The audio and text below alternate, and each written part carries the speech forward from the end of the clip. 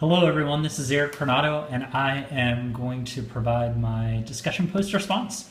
Today we were asked to compare and contrast the philosophies of John Henry Newman and John Dewey.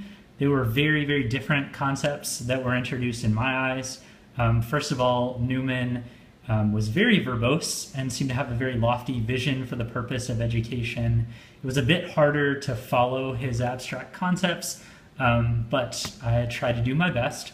On the other hand, Dewey seemed to be very more practical in nature and in what he regarded how education should be.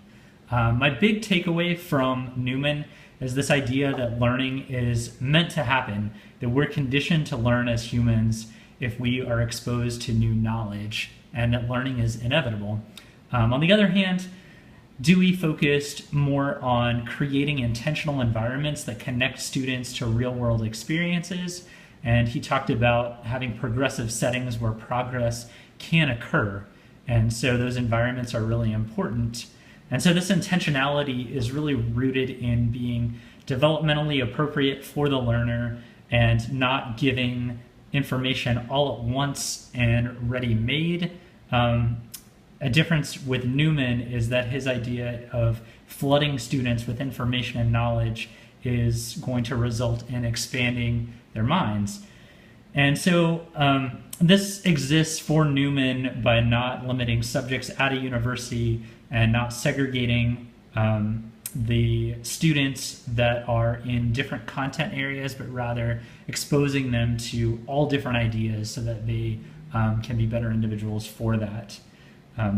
My take on the philosopher's ultimate aim for education: for Newman, it is that education is for the sake of education and that knowledge is its own reward.